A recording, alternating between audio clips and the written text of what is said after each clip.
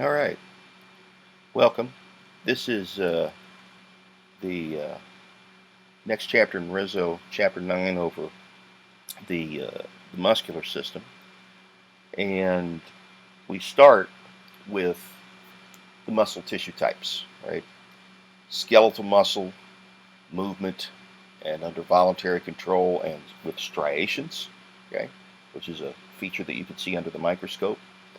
Smooth muscle, without striations, not under voluntary control, and primarily in the walls of hollow organs, the walls of blood vessels, attached to every hair in your body, and cardiac muscle only in the heart with striations, not under voluntary control, and pumps blood.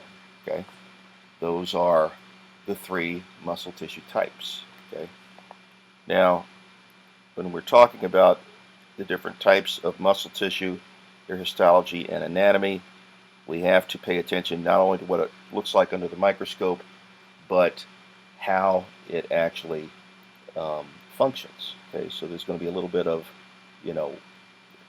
how muscles produce contraction and how that is triggered in the little bit I'm going to show you here. Okay, so muscle tissue is widely distributed throughout the body.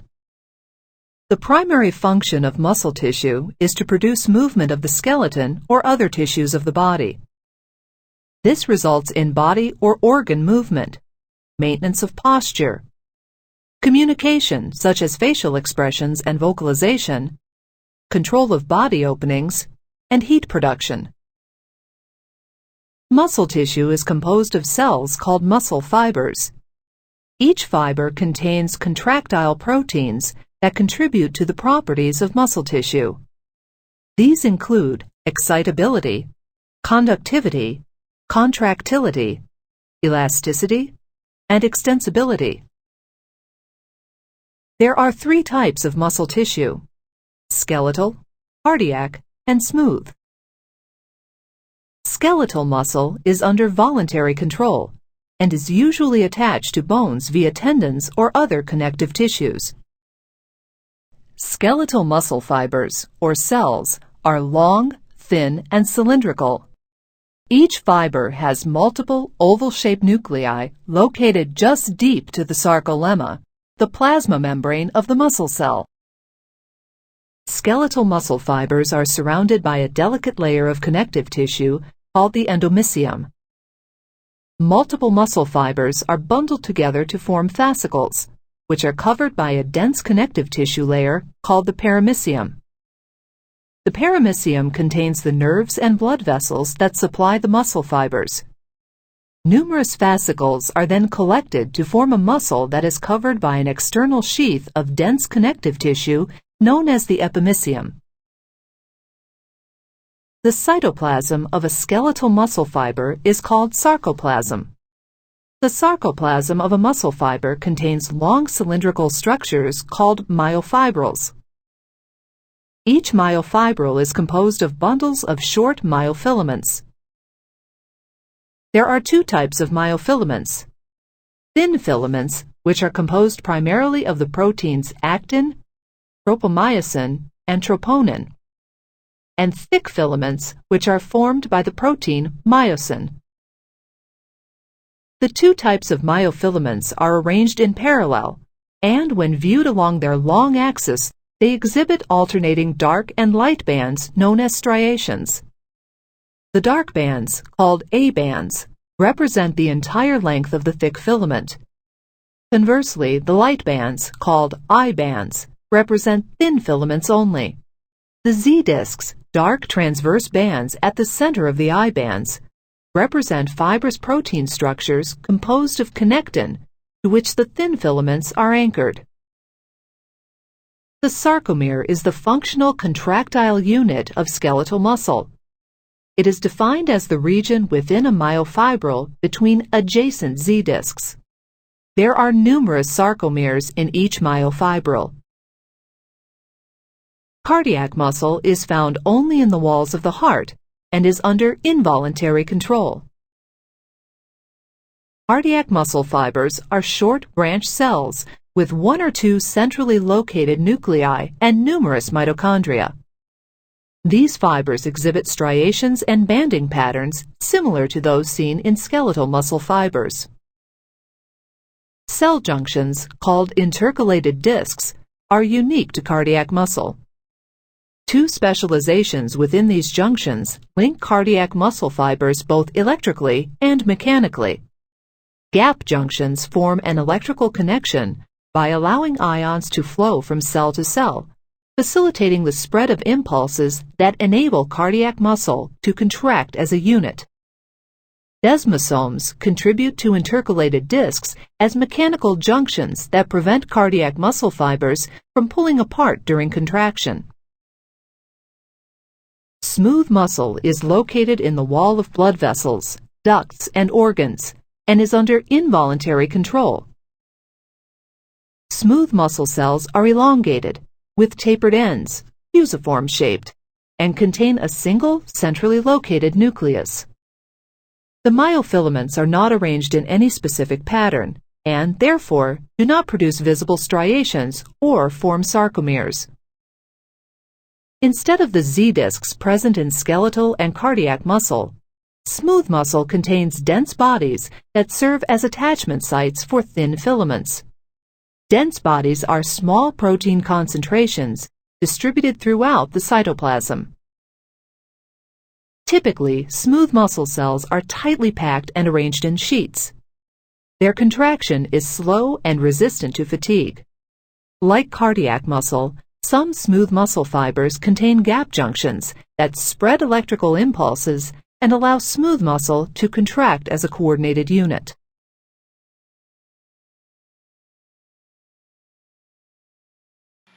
So, skeletal muscle, voluntary striated, multinucleate, arranged in cylinders, composed of bundles of myofibrils made up of actin, myosin, troponin, titin, and other selected proteins. The functional unit is the sarcomere, okay?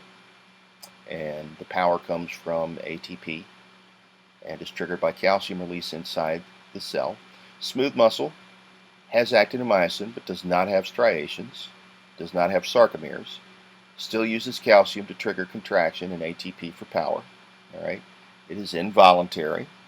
One nucleus per cell. Cells are spindle-shaped, and cardiac muscle is striated, connected by intercalated discs, and capable of autorhythmicity, as is smooth muscle, meaning it can make its own action potential and respond to it. It is not under conscious control, okay? And one nucleus per cell, and the cells are more branched than they are in skeletal muscle, okay? Skeletal muscle is surrounded by a sarcolemma with fasciculi and fascicles, which are individual bundles of muscle fibers. So basically, when you're talking about muscle, it's bundles of bundles of bundles, okay? In fact, let's write that down so we remember it.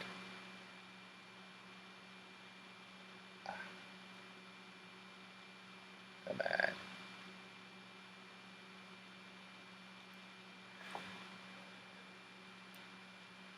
Okay. Bundles of bundles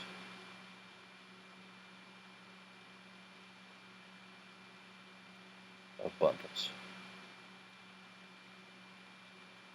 Right? So we start at the smallest, right? It's myofibrils,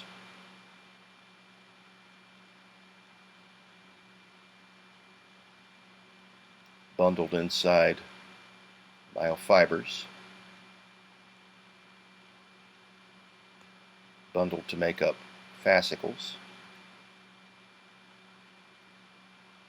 bundled to make up the muscle. Okay? Bundles of bundles of bundles, right? There's connective tissue that latches all this stuff together. The perimysium surrounds each fascicle. The epimysium covers the perimysium. The fascia covers the epimysium. And when we look at the sarcomere, what we find are a variety of regions that represent the presence of different muscle contractile proteins arranged in a regular pattern. And that's why you get striations when you look at skeletal and cardiac muscle under the microscope. Okay. Myosin is found in the A band, actin in the I band.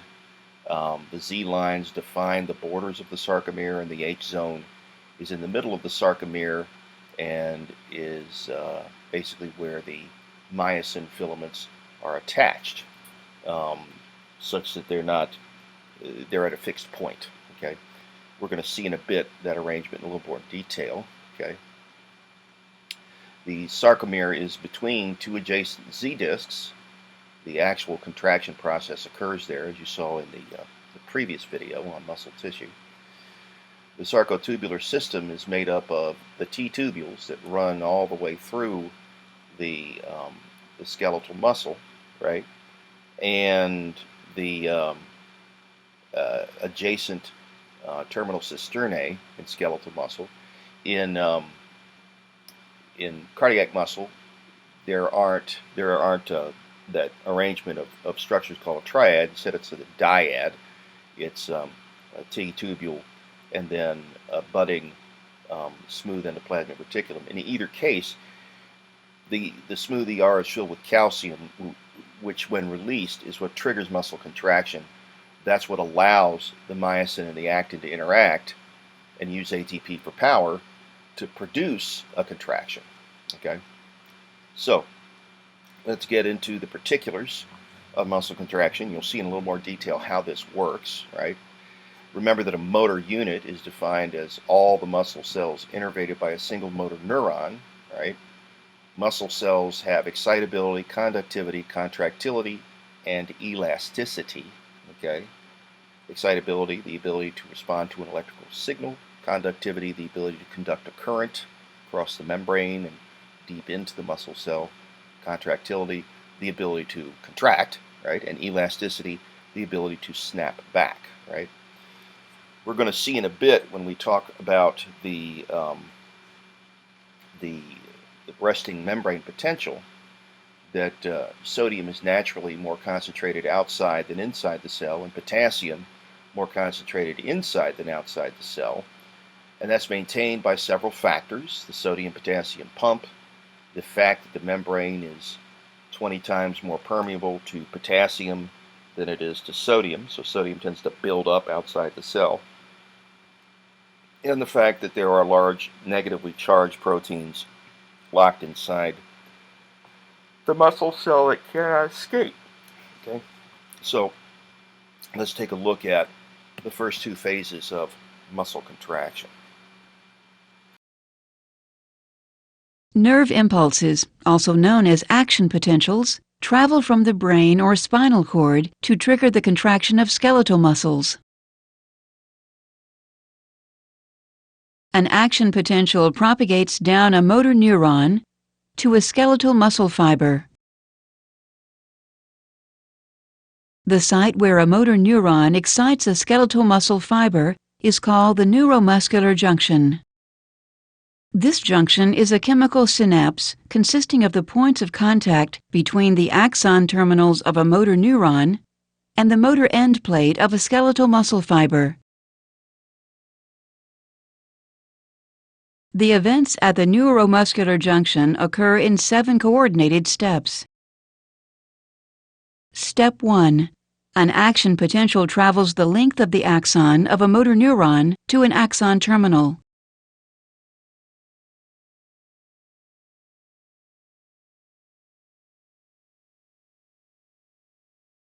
Step 2. Voltage-gated calcium channels open and calcium ions diffuse into the terminal. Step 3. Calcium entry causes synaptic vesicles to release acetylcholine via exocytosis.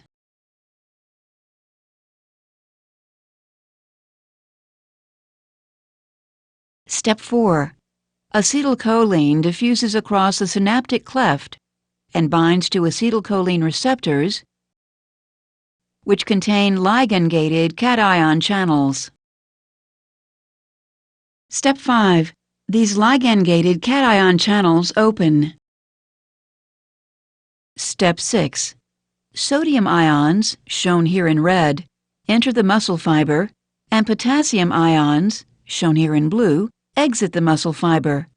The greater inward flux of sodium ions relative to the outward flux of potassium ions causes the membrane potential to become less negative. Step 7. Once the membrane potential reaches a threshold value, an action potential propagates along the sarcolemma. Neural transmission to a muscle fiber ceases when acetylcholine is removed from the synaptic cleft. This removal occurs in two ways. 1. Acetylcholine diffuses away from the synapse. 2. Acetylcholine is broken down by the enzyme acetylcholinesterase to acetic acid and choline. Choline is then transported into the axon terminal for the resynthesis of acetylcholine.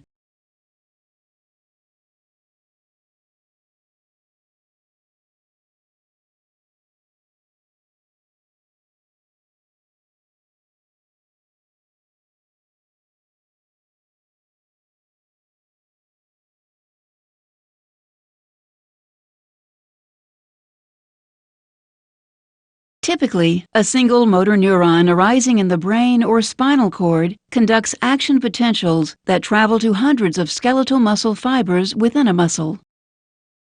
The sequence of events that converts action potentials in a muscle fiber to a contraction is known as excitation-contraction coupling.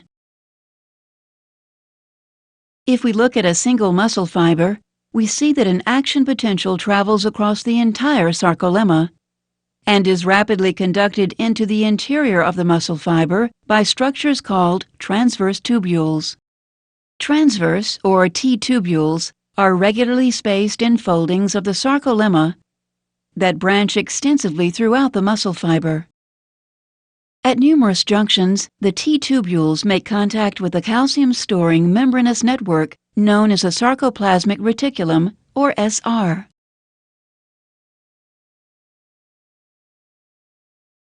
Where it abuts the T-tubule, the SR forms sac-like bulges called terminal cisternae.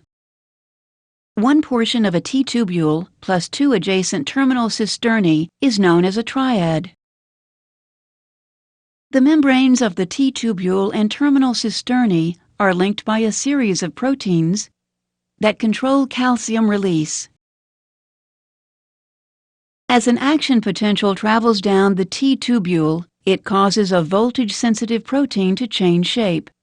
This shape change opens a calcium release channel in the SR, allowing calcium ions to flood the sarcoplasm. This rapid influx of calcium triggers a contraction of the skeletal muscle fiber.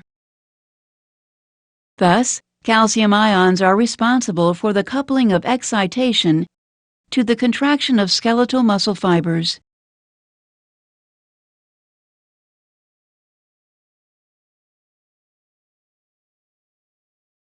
So what we've seen is when the action potential arrives at the end of the motor neuron, we have release of acetylcholine that binds ligand-gated sodium channels on the motor end plate, and that current, an action potential, spreads at one speed, one direction, and one magnitude from where it's created to where it stops. Okay, so it's a very important point about action potentials, right? And that's one of the things that we have to realize with an action potential that's distinct from other types of current in the body, right? An action potential goes at one speed, one magnitude,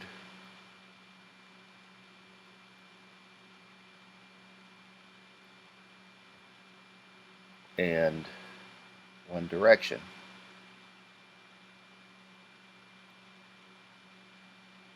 From its source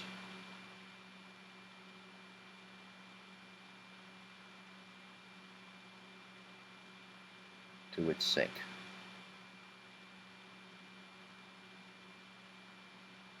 Okay? So there it is, right? the calcium's going to be released in response to the action potential created on the motor end plate. That calcium is going to cause troponin to change shape. Tropomyosin will pivot out from between actin and myosin, and then the myosin, as long as there's calcium and ATP available, will engage in the cross-bridge cycle. All right? So let's take a look at that here.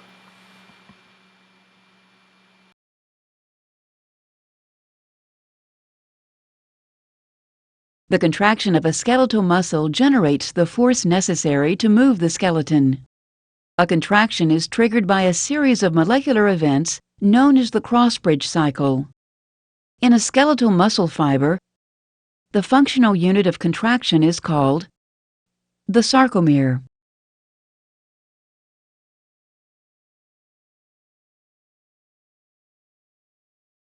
A sarcomere shortens when myosin heads in thick myofilaments form cross bridges with actin molecules in thin myofilaments.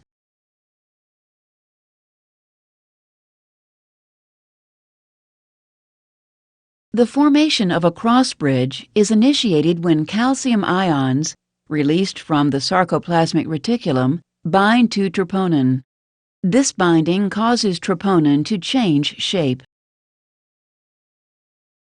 Tropomyosin moves away from the myosin-binding sites on actin, allowing the myosin head to bind actin and form a cross bridge.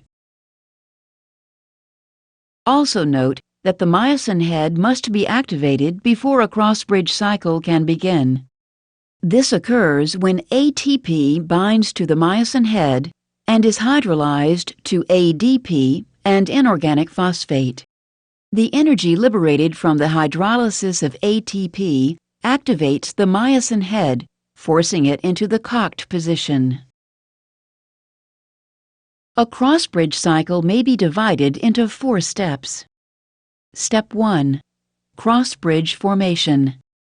The activated myosin head binds to actin, forming a cross bridge.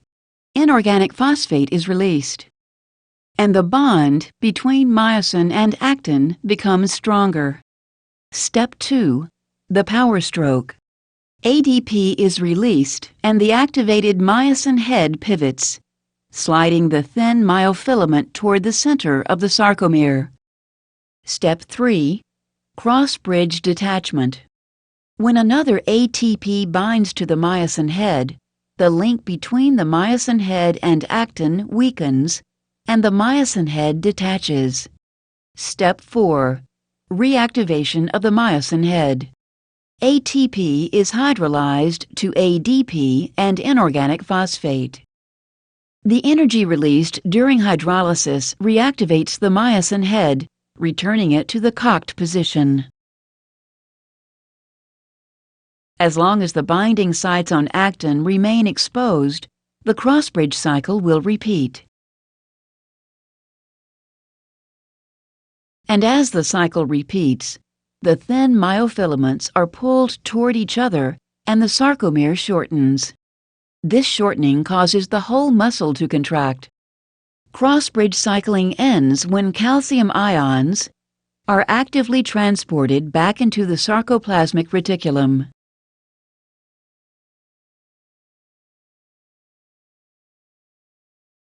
Troponin returns to its original shape, allowing tropomyosin to glide over and cover the myosin-binding site on actin.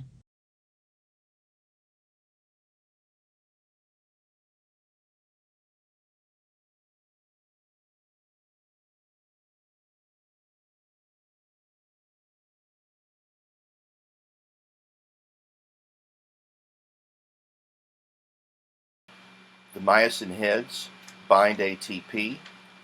They capture the energy from ATP by hydrolyzing it. That cocks the myosin head back.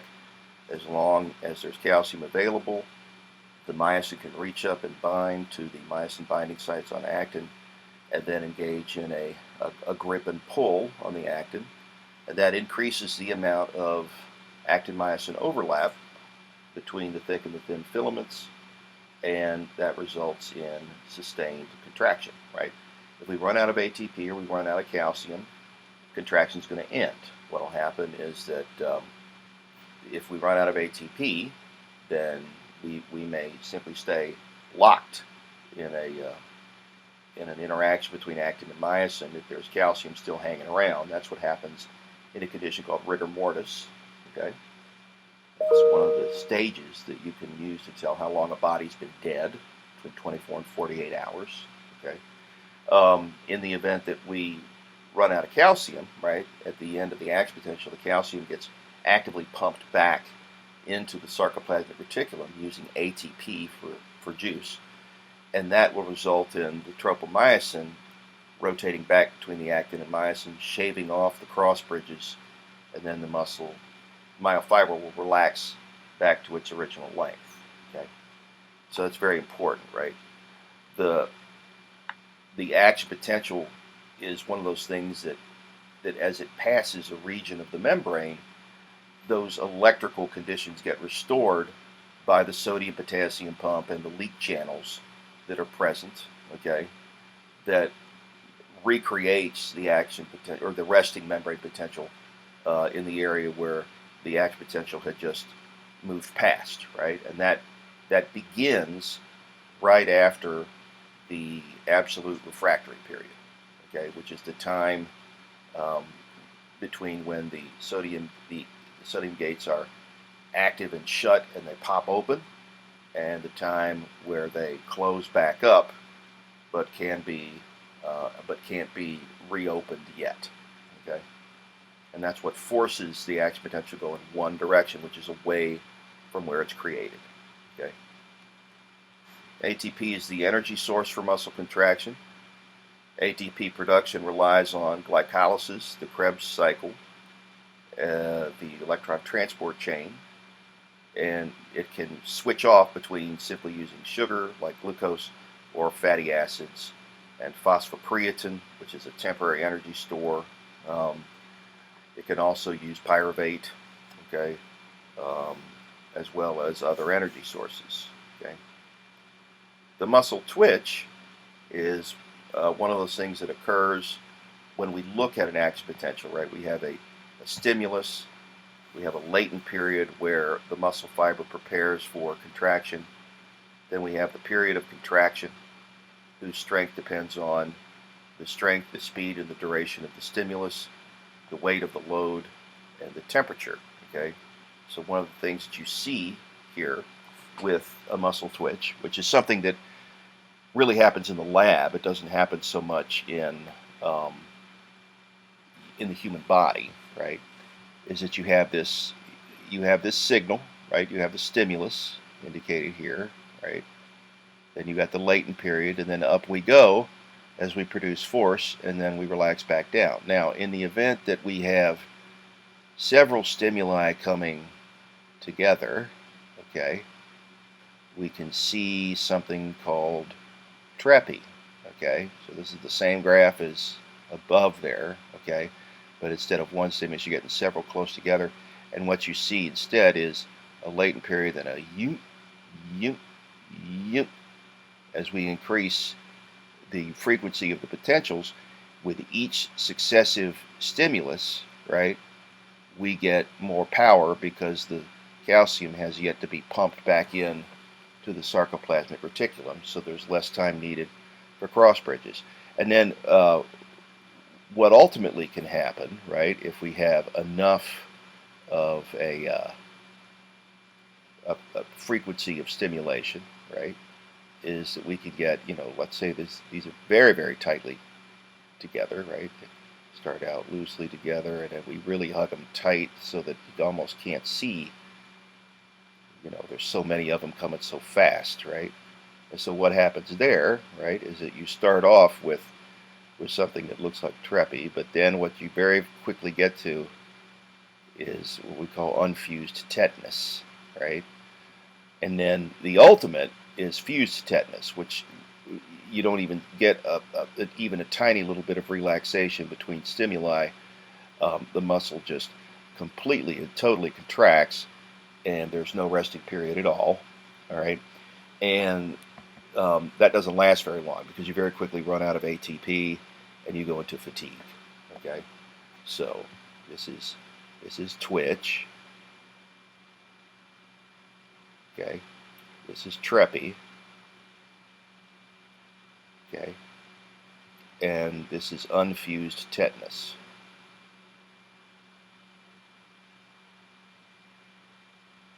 Tetanus. Okay, and remember that what you're looking at here is the amount of tension produced on the vertical axis and time on the horizontal, right? So, muscle tone is a state of partial contraction that the muscle maintains in order to remember to make muscle protein and to maintain some ability to produce force. It maintains pressure on abdominal contents. It helps to maintain blood pressure. It helps with digestion. And there's a variety of types of contraction that can take place in muscle. There's isotonic and isometric. Now, in isotonic contraction, you can have concentric,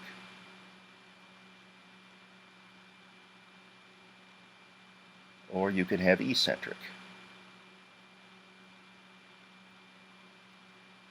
Okay, and in isometric, okay, what happens is that you produce tension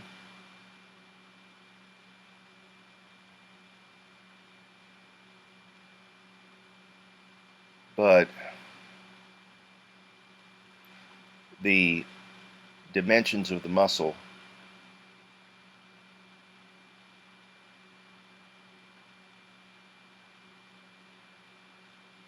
don't change. Okay, and that's because the load is equal to the force, equal to the resistance, right? So you're burning gas, you're generating tension, but nothing's moving. Okay, be like you pushing on the wall, right? In a concentric contraction, right, what happens here is that the load is less than the force, and the muscle shortens.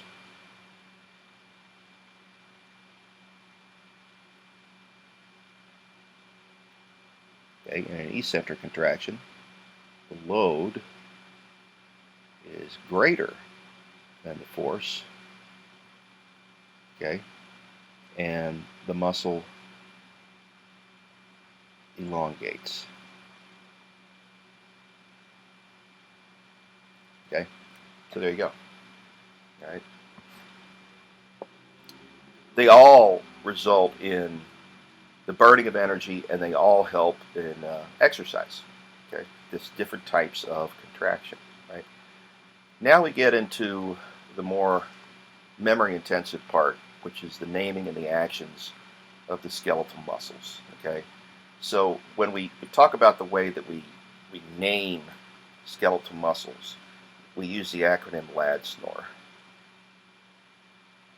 Okay, which stands for location, action, direction of fibers, shape, number of origins and insertions, origin insertion, and relative size. Okay, not every muscle has all of those components in their name, but some of those components are in the names of muscles. And as we talked about earlier in the course, they're going to be in either Latin or Greek. Okay, and that's because again they got to the human body first, and so they got the naming rights. Okay, when we talk about a muscle, right? A muscle has a job description. The origin is the muscle's attachment to immovable bone. The insertion is the attachment to movable bone, and the action is what happens when the muscle contracts. The insertion moves towards the origin. Okay, tendons attach muscle to bone. Ligaments attach bone to bone. They're both made of dense, regular connective tissue. And an aponeurosis is simply a broad, flat tendon, and you see those in places like on top of the skull and along the midline of the abdomen. Okay, some examples of naming conventions. Okay, flexors bend a limb at a joint. Extensors straighten a limb at a joint. Abductors move the limb away from midline. Adductors bring it towards. Rotators revolve the limb around the axis. Dorsiflexors raise the foot. Plantar flexors lower it. Supinators turn the palm upward.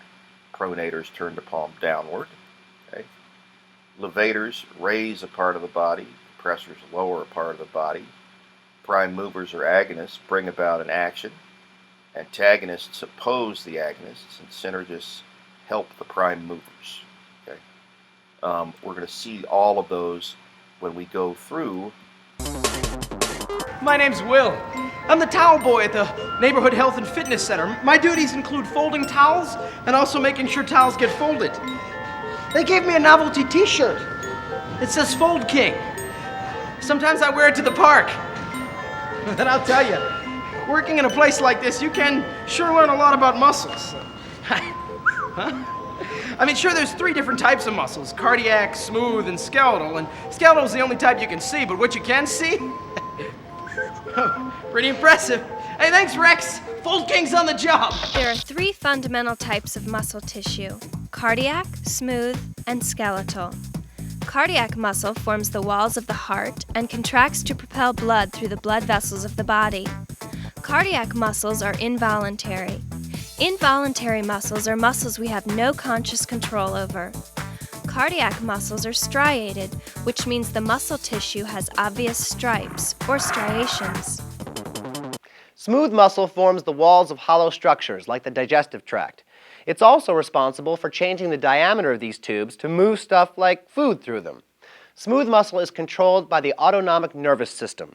Basically, that means that smooth muscle works without any conscious help from us.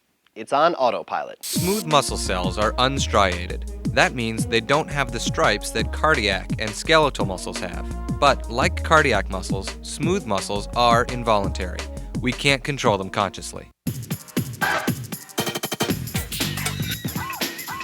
Skeletal muscles, the final division, are typically attached to the skeletal system, hence the clever name, skeletal muscles. These muscles are the most plentiful, and their names are hard to memorize, so we're going to focus on them for a while. The skeletal muscles are also responsible for body movements and facial expressions. Throwing balls, running from the police, frowning in disgust, all these things are the bread and butter of skeletal muscles. Skeletal muscle cells are elongated, striated, and under voluntary control. So when you think skeletal muscles, think striated and voluntary. Apart from movement, skeletal muscles have a number of other responsibilities. Skeletal muscles help you stand. They maintain posture by resisting the pull of gravity. Nothing can resist the downward pull of gravity. Just watch. Hup!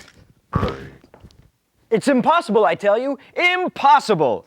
I appreciate and understand your concern, insane man, but the skeletal muscles actually can do it. They can also adjust themselves to stabilize joints and even generate heat during muscle activity. Heat? By God, where can I get me some skeletal muscles? You already have over 600 of them. Isn't that wonderful? But there is one catch.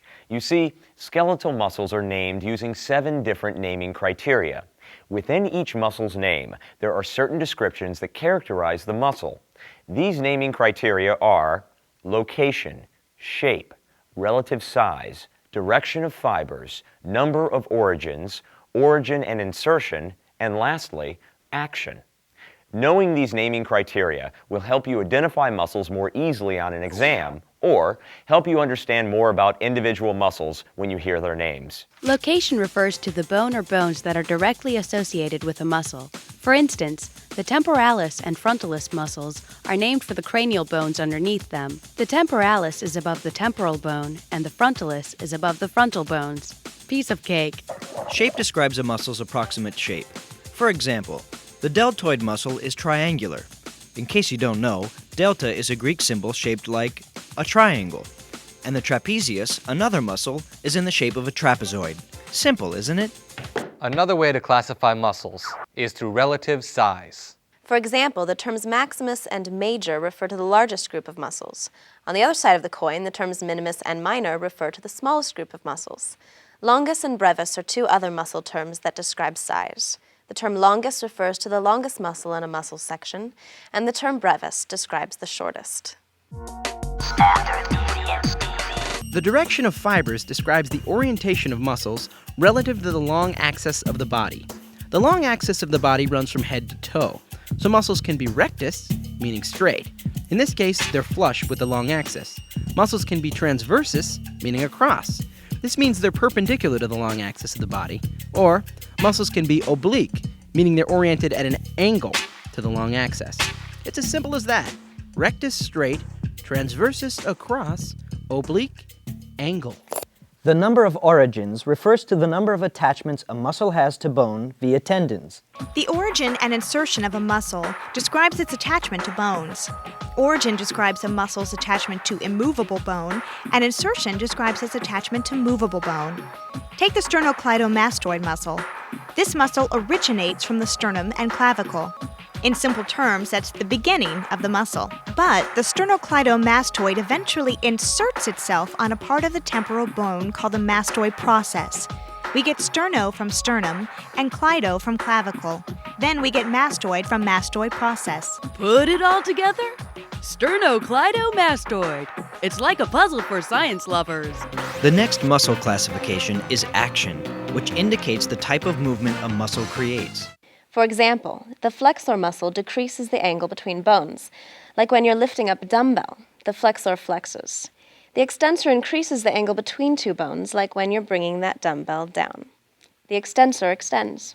And that's the 7 criteria for naming muscles: location, shape, relative size, direction of fibers, number of origins, origin and insertion, and action.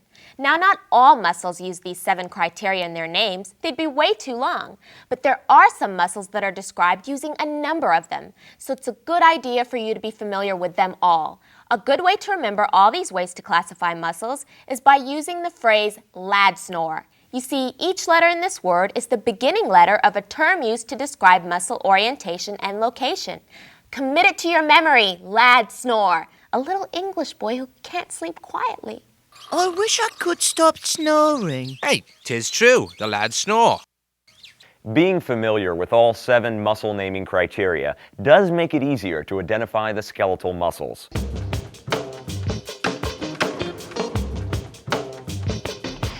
Okay, we're going to take you through a bunch of the skeletal muscles. You know, their names, what they're responsible for moving, stuff like that. And to assist us, we're going to get a little help from Stan and Carl. Thanks, guys. The main muscle of the scalp is the epicranius, which is made up of the frontalis and the occipitalis. Important muscles of the face are the orbicularis oculi, zygomaticus, risorius, orbicularis oris, and the buccinator. It's easy to remember the muscles containing the prefix orbit because it should remind you of the orbitals in the cranium. The 3 important muscle pairs connected with mastication or chewing are the masseter, temporalis, and pterygoids. The muscles that move the tongue when we speak and eat are the intrinsic muscles. The intrinsic muscles change the shape of the tongue itself. The extrinsic muscles are also important to the tongue because they anchor and move the tongue around inside of the mouth.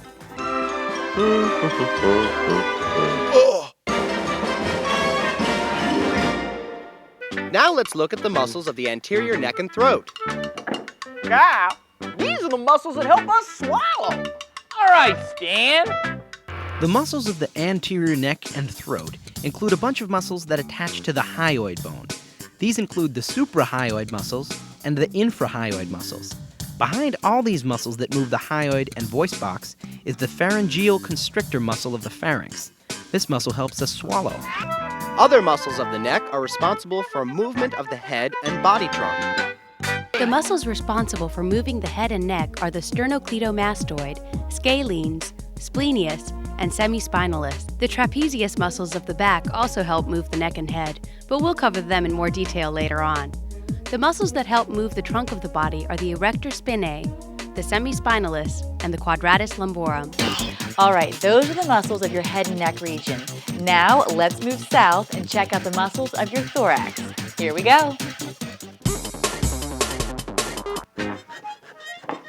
Yeah, I double dare you to breathe with the deep muscles of your thorax.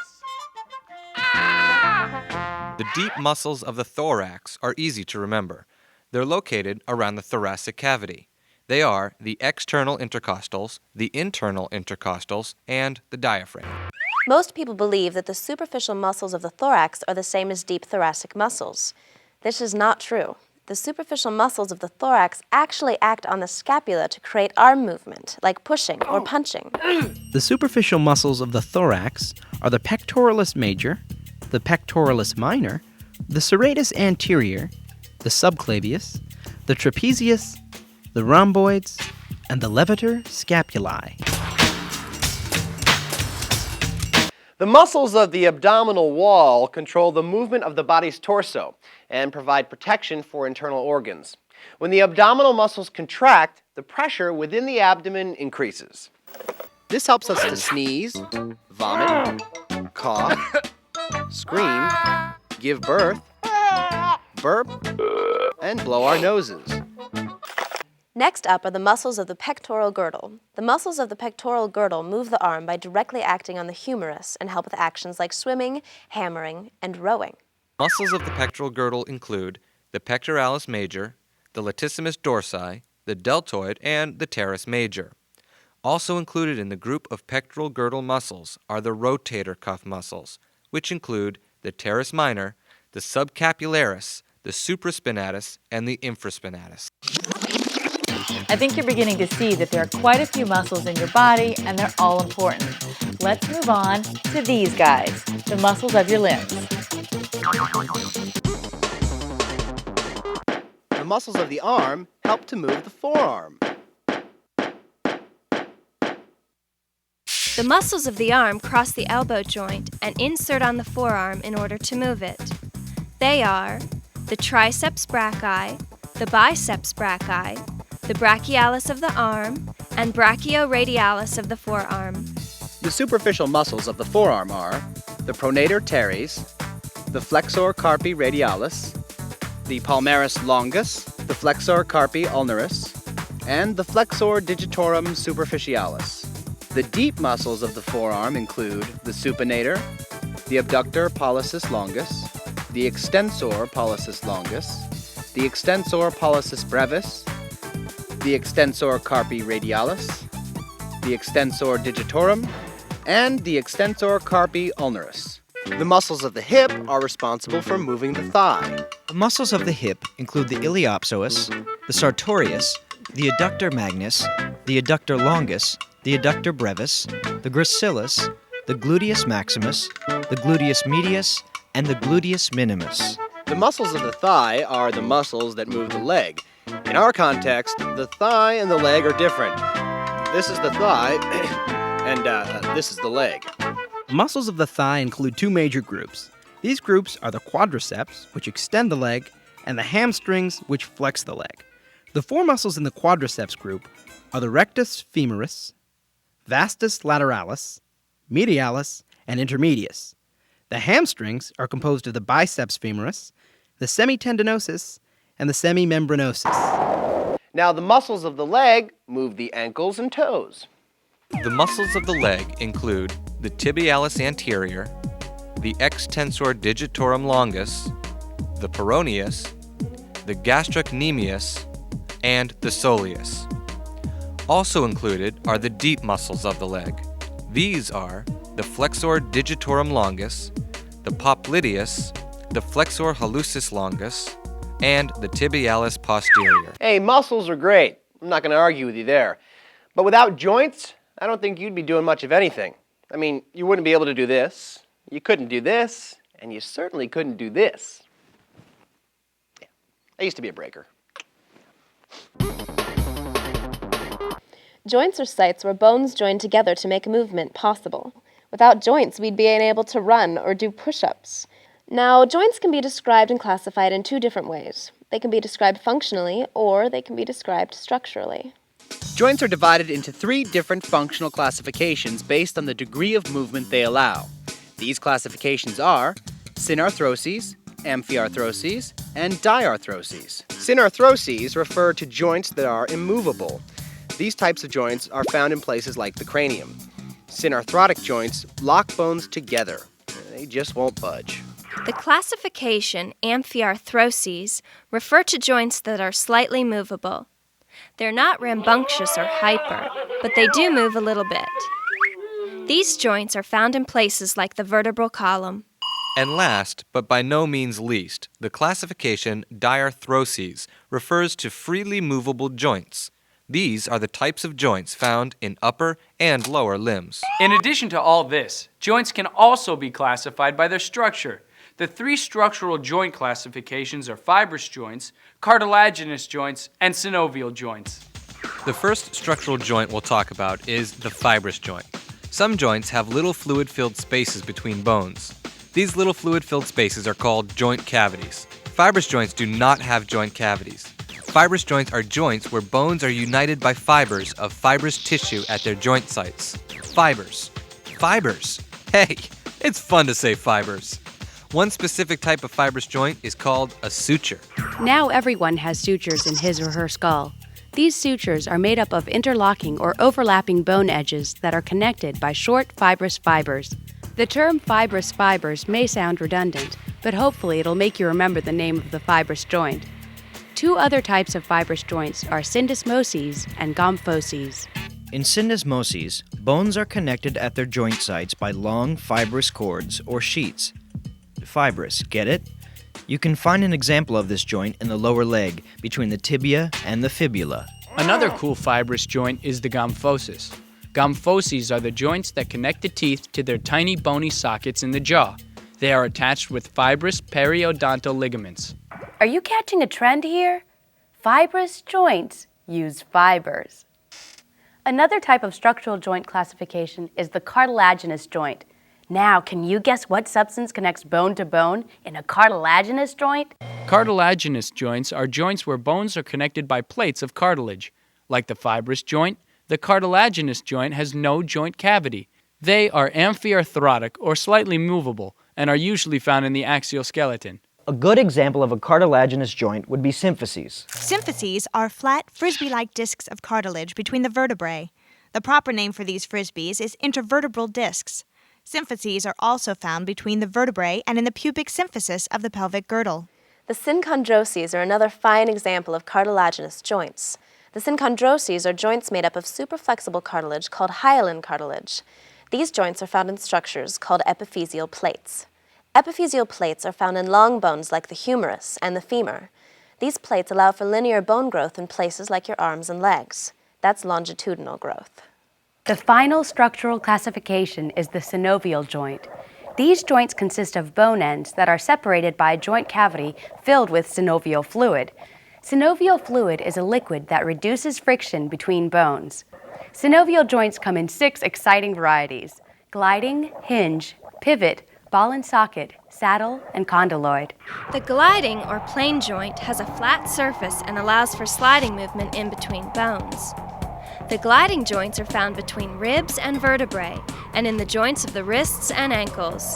The joints in the wrists and ankles are known as the intercarpals and intertarsals. Makes sense, doesn't it? The hinge joint, found in the elbow and knee, is made up of the convex end of one bone that fits into a concave groove of another bone. Remember, convex bulges out and concave caves in. The hinge joint kind of works like the mechanical hinge you might find on a door. The pivot joint is another important joint. It has a rounded surface that protrudes into a ring formed by a bone and ligament. Pivot joints are found between your first and second cervical vertebrae, called the atlas and the axis. Remember, your cervical vertebrae are located in your neck, and the pivot joint is the joint that allows you to shake your head no. The next major joint is the saddle joint. The saddle joint is found in the thumb and, oddly enough, looks kind of like a saddle. The saddle joint allows for both up and down and side-to-side movement. You can find the ball and socket joint in both the shoulder and hip. It consists of a large spherical head that fits into a large concave cavity and allows for all types of movement, making it the most mobile joint. In fact, you remember the 3 functional classifications of joints? Synarthroses, amphiarthroses, and diarthroses? Well, the ball and socket joint is a diarthrotic joint because it's super mobile. The condyloid joint, located in the knuckles and wrists, consists of a small condyle, or projection, that fits into a small depression and allows for side-to-side and up-and-down movement. Well, there you have it. You are now a joint scholar.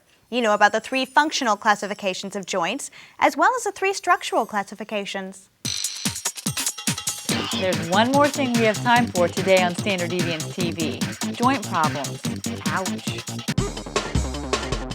When studying joints in the human body, it is very important to take into account common yet very painful injuries. These include sprains and dislocations. A sprain involves the stretching or tearing of a ligament which unites bones at a joint. A sprain is extremely painful. Sprains can be partial tears or complete tears. Partial tears heal very slowly because of lack of blood flow to ligaments. Complete tears must be repaired surgically, and surgery is very frightening, even if you can bench press your own weight. Often, when a ligament is completely torn in athletes, it must be replaced with a ligament from another region, an artificial ligament, or a ligament from a cadaver. That means dead guy. Having a piece of dead guy inside you is very frightening, even if you can body slam a steel girder. Dislocations are also very painful. Joint injuries are painful, but joint disorders are often prolonged and more serious. Arthritis is an example of a serious joint disorder. Arthritis is a general term that refers to over 100 different kinds of inflammatory diseases. There are 3 common kinds of arthritis: osteoarthritis, rheumatoid arthritis, and gout. Osteoarthritis is the most common condition. You remember cartilage, the flexible material found in joints and other places? Well, with osteoarthritis, cartilage is destroyed. When this happens, little chips of bone called bone spurs form, making movement extremely difficult. Rheumatoid arthritis is another form of arthritis. It causes destruction of cartilage, fusing bone ends together so joints can't move anymore. You can imagine how painful that might feel. Gout is a disease that's caused by a buildup of uric acid in joints. Uric acid is a natural bodily secretion, but in excess it can lead to the melding together and immobilization of joints. The most common joint affected by gout is the hallux, or big toe. Gout can be prevented by avoiding foods containing the nucleic acid purine, like liver. Well, it shouldn't be that hard to avoid liver. Let's take a look back at what we've learned today. First, muscles. There are 3 fundamental types of muscle tissue: cardiac, smooth, and skeletal. Cardiac and smooth muscles are involuntary muscles, which means we have no conscious control over them. Skeletal muscles, on the other hand, are voluntary, which means you can move them any old time you want. There are 7 different naming criteria for skeletal muscles. Remember lad snore, location, action, direction of fibers, shape, number of origins, origin and insertion, and relative size. Now, joints. Joints are sites where bones join together to make movement possible. Joints can be classified functionally or structurally. The functional classifications are based on the amount of movement they allow. Synarthroses are immovable. Amphiarthroses are slightly movable. Diarthroses are completely movable. The structural classifications of joints are fibrous, cartilaginous, and synovial. Fibrous joints connect bones with fibers. Cartilaginous joints connect bones with cartilage, and synovial joints are sites that contain a joint cavity filled with friction-reducing synovial fluid. Lastly, we learned about joint problems, like sprains, dislocations, arthritis, and gout.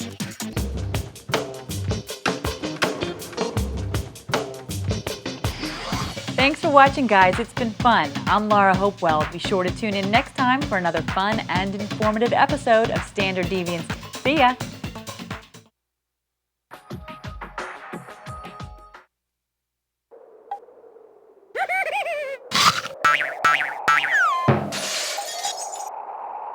Here's a fact that you probably didn't know about your hamstrings. The name hamstrings originally referred to a part of a pig's leg. Butchers would commonly string up a ham by this muscle group so that the carcass could be smoked or cured. Hence the name hamstrings.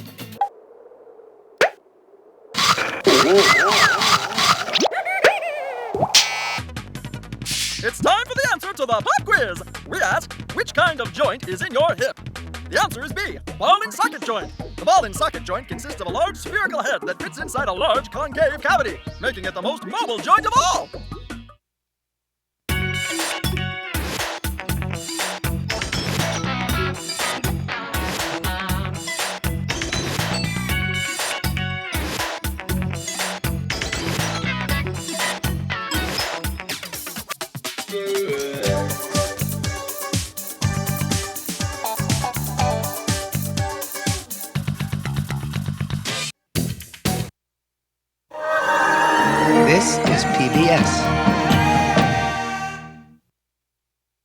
order this or any other Standard Deviant School products, call 1-800-238-9669 or visit www.standarddeviance.org.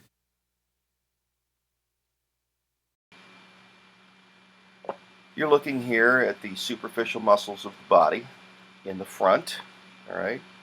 And then here at the muscles of the body, superficial muscles from the back, all right? Now, we've got some models in lab that we're going to use to get a little bit more into this, but I have PowerPoints of models that are much better that'll help you learn these in a lot more detail. And that's part of what we're going to do when we talk about the muscular system on when we're in class next.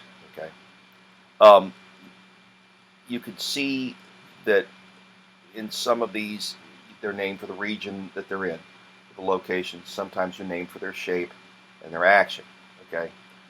We can start with some of the muscles on the front, right? Let's take, for instance, the frontalis, right? This muscle up here by the forehead. It gets its name because it sits in front of the frontal bone of the skull. Okay, so that's where the name comes from. It's a location name, right? The pectoralis major, all right, gets its name because it's the biggest of two muscles. There's one underneath it called the pectoralis minor, and it gets the name pectoralis because it's in the pectoral region in the chest. Okay, let's go down here. The rectus femoris. Okay, rectus means straight. This indicates that the fibers of the muscle run parallel to the long axis of the body. Femoris means it's in the femoral region, meaning the thigh. Okay. Biceps brachii. Brachii indicates the upper arm. Bicep, bi means two. Okay. So in this case, it's a two-headed muscle in the upper arm. Okay. Deltoid refers to the shape of the muscle. It's shaped like the Greek letter delta, which looks like an upside down triangle. Okay. Now, I'm not going to go through every single muscle. All right, that's going to be something that we're going to do when we do some review in tutoring and in class. Okay, and then hopefully a little bit in lab. But what you need to get used to is understanding the name of the muscle and what it does. Okay, origin and insertion. If you want to memorize those things, that's fine. My recommendation is to remember the joints that the muscle crosses, because that will give you the action. Okay, as an example, all right, let's take the biceps brachii. Right, the biceps brachii crosses the front of the shoulder and the front of the elbow. Okay, so what can it do? It can flex the elbow, meaning bend the elbow. Right, bend it up, towards your chest. Okay, and it can also raise the arm. That's flex the arm. Okay, it does that because it crosses the front of the shoulder and the front of the elbow. It pulls from the front. Okay, so when I go at this, okay, my recommendation is to know the muscle name.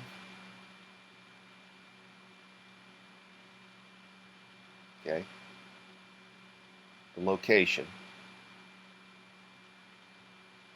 Right, and the action. But know the action by knowing the joints crossed. Okay? The reason for that, if you know the joint crosses, the action comes right out. Okay? So instead of memorizing a bunch of actions, you just know the joint that the muscle crosses, and you can figure the action out. Okay? I'll show you more of that when we do it. Okay? These are just the muscles from the back. Okay? And we'll go through these in detail. The muscles of facial expression here, all right, you can see them labeled. I'm not going to go through every one. I can go through some selected ones. Orbicularis means round. Oculi means eye. Round muscle around the eye helps you blink. Orbicularis oris, round muscle around the lips, helps you purse your lips like you're going to kiss somebody. The masseter is attached to the lower jaw and to your cheekbone, the zygomatic bone. It helps you raise your jaw when you chew or speak. Okay. The zygomaticus minor and major are here, and they help you smile. Okay, frontalis helps you raise your eyebrows. All right, and the buccinator helps you compress your cheeks so that you can blow air out between your lips.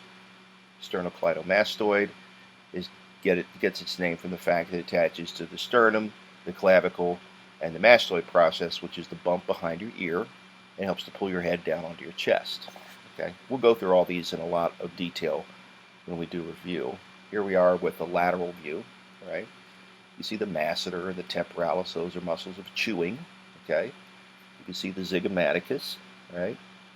The frontalis, the sternocleidomastoid. The trapezius is a huge triangle-shaped muscle in the upper back, shaped like a trapezoid, right? And it helps to move the scapula and also pull on the back of the head, okay? And the occipitalis is named for its location on top of the occipital bone, and it fixes the location of the frontalis, the muscle that raises the eyebrows, okay? So, some selected muscles there. Sternocleidomastoid, again, named for its attachment points, pulls the head down onto the chest. Okay, so you can say flex the neck, right? It can also rotate the head from side to side. Okay. Okay. Levator scapulae, okay, raises the scapula. The rhomboids retract the scapula. They're named because they're shaped like a rhombus, right? The pec minor is attached to the top of the scapula to the ribs, so it pulls the scapula forward. The trapezius, like we said, attached to the scapula in the back of the head. Serratus anterior gets its name from its jagged anterior margin and pulls the scapula forward. All right. Pectoralis major is attached to the upper arm and to the sternum and helps to move the arm.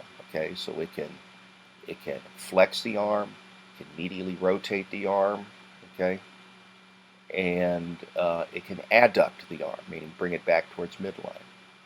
Latissimus dorsi is a broad muscle underneath the trapezius, okay, and it's attached to the upper arm, and it can do a lot of the same things that a muscle called the teres major can do.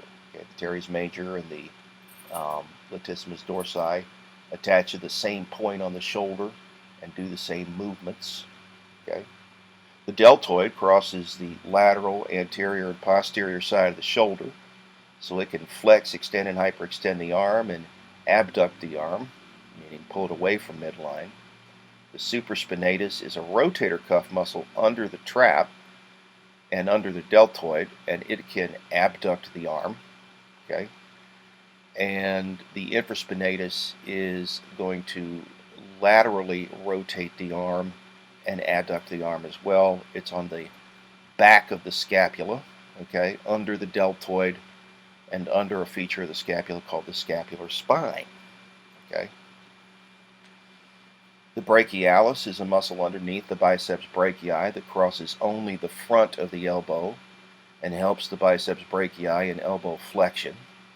The brachioradialis is named for the fact that it attaches to the styloid process of the radius, which is the tip of the, it's the bump on the lateral side of the wrist, okay, right there, okay, bump on the lateral side of the wrist, and it also attaches up here to the humerus, okay, so it can also flex the elbow, all right, and it can laterally rotate the forearm, so it can do supination, just like the biceps brachii can. The triceps brachii is on the back of the upper arm. It crosses the back of the elbow and shoulder, so it can extend and hyperextend the arm and extend the forearm. The anconeus is capable of, I believe it's going to rotate. So it's going to rotate. Pull. It's going to pull this way. Okay, so it's going to be a supinator, I believe. There are several flexor carpes, okay, and extensor carpes. There's a flexor carpi radialis and a flexor carpi ulnaris, again named for their location. What do they do? They flex the wrist, meaning in anatomical position, you pull the wrist forward. Okay, you bend the wrist forward. Okay. Extensor carpi, there is extensor carpi radialis and ulnaris. Okay. All right. And they're going to extend and hyperextend the wrist. Okay. So that's the way it works. Okay. The external and internal oblique are muscles that can help rotate the trunk and also compress the abdominal contents in what we call the Valsalva maneuver. The transverse abdominis runs at a right angle to the long axis of the body and can do the same thing. Okay, is deeper than either of the obliques. Right, and the rectus abdominis is the deepest of the muscles, and it helps to flex the spine and aid in the Valsalva maneuver. So you got a total of 4 layers of muscle there. All right, that all keep the abdominal contents in the abdominal pelvic cavity. Okay. The diaphragm is the main muscle of breathing. It lies at the border between the thoracic and the abdominal pelvic cavity. Right? It is a skeletal muscle, and it's innervated by the phrenic nerve. Okay? The external and internal intercostals are between the ribs. The external intercostals expand the ribs. Okay? And the internal intercostals compress the ribs. Okay. So your breathing, your ventilation, is a skeletal muscle function. Okay. All right. Lower limbs, the iliacus and the psoas major can flex the hip, meaning they can pull the thigh up in front of you. Okay. And they're often referred together as the iliopsoas muscle. The gluteus maximus can bend the knee, which is flex the leg, and can also extend and hyperextend the thigh. The gluteus medius can laterally rotate the thigh. The gluteus minimus, the same. Okay. The tensor fascia latae, or TFL, inserts onto the iliotibial band, as does the gluteus maximus, and can help with bending the knee, okay, flexing the leg. Right. The biceps femoris is a 2-headed muscle on the back of the thigh. You can see it in the diagram there. Crosses the back of the hip and the back of the knee, so it can bend the knee, which is flex the leg, and it can extend and hyperextend the thigh. Okay. The semitendinosus and membranosus do the same. They are part of, those 3 muscles are part of what's called the hamstrings. Okay. When athletes pull these, they can't run anymore.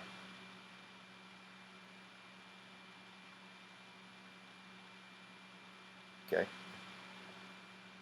The popliteus can lock the knee. The gracilis is a strap-like muscle on the medial thigh that inserts onto the iliotibial band and can also not only adduct the thigh, but flex the knee, bend the knee. The sartorius laterally rotates the thigh and bends the knee. Okay. And the quadriceps femoris, those are your quads on the front of your thigh. That's the rectus femoris.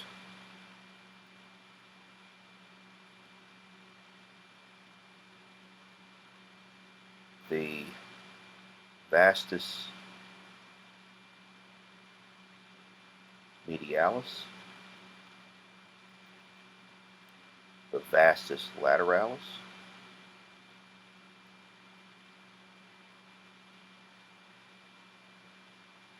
and the vastus intermedius.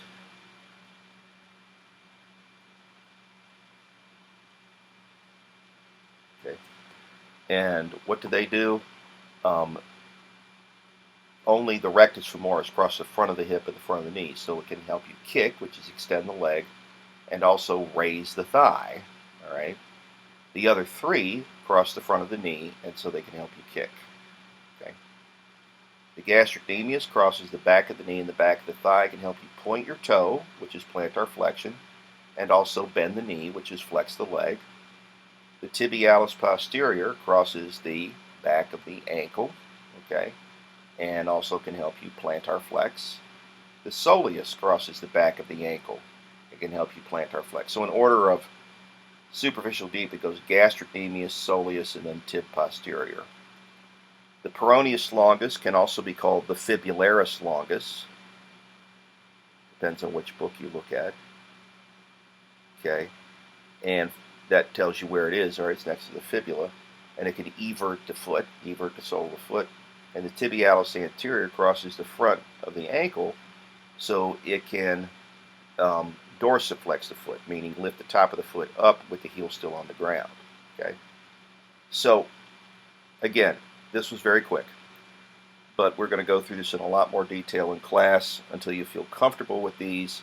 The bones and the muscles are very memorization intensive, which is why you need to dedicate a lot of time to this and get comfortable with these muscles, their locations, and what they do.